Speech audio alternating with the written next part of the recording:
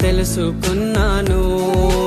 ఏది నా సొంతం కాదనుకున్నాను. ఈ లోకం ఒక మాయని తెలుసుకున్నాను. ఏది నా సొంతం కాదనుకున్నాను. తప్పిపోయిన కుమారుని నేనైతే నా కొరకై నిరీక్షించే తండ్రి నా యేసు. తప్పిపోయిన కుమారుని నేనైతే నా కొరకై నిరీక్షించే తండ్రి నా యేసు.